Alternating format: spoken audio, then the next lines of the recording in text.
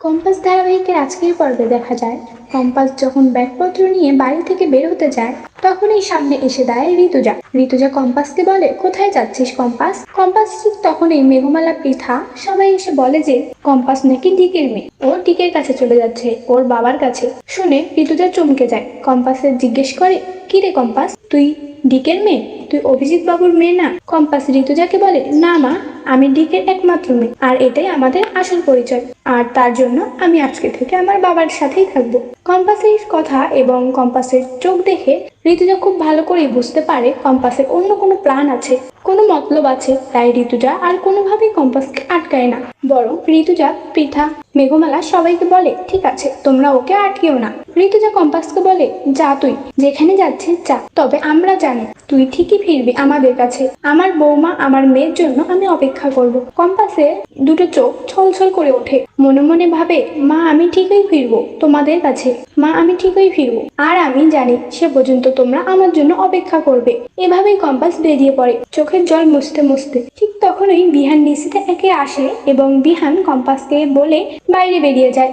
ঋতুজা বিহানকে দেখে আর ভাবে, আমি জানতাম একদিন বিহান ঠিক বুঝতে পারবে সে কম্পাসকে কতটা ভালোবাসে, আর আজকেই সেই দিন। কিন্তু বিহান কি পারবে কম্পাস কি কারণে এমনটা করছে সেটা জানতে?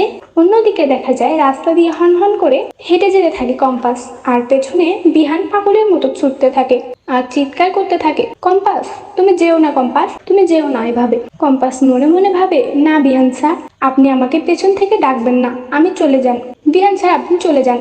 বিহান যখন রাস্তা দিয়ে দৌড়তে থাকে ঠিক তখনই সামনে থেকে আরেকটা গাড়ি আসে, যেটা কম্পাস দেখতে পায় এবং কম্পাস দেখেই বুঝতে পারে যে বিহান তো গাড়িতে অ্যাক্সিডেন্ট হতে পারে। কম্পাস ছুটে যায় বিহানের কাছে এবং গাড়িটা আসার আগেই বিহানকে কম্পাস সরিয়ে ফেলে আর বিহানকে বলে, কি করছিলেন পাগলের মতো? হ্যাঁ, আমার পিছনে ছুটতে গিয়ে আপনি তো মরতেই বসেছিলেন, আপনার তো আর কিছু একটা হয়ে যেত। বিহান কম্পাসকে বলে, তুমি কোথায় যাচ্ছিলে কম্পাস? তুমি যেও না, তুমি আমাকে ছেড়ে কোথাও যেতে পারো না। বিহানের চোখে এক অদ্ভুত ভালোবাসা দেখতে পায় কম্পাস। কম্পাস বিহানকে বলে, আমি আপনাকে ছেড়ে কোথাও যাচ্ছি না, আমি শুধুমাত্র ডিকে সবার সামনে ধরিয়ে দেওয়ার জন্য, ডিকের মুখোশ খুলে দেওয়ার জন্য নাটক করছি।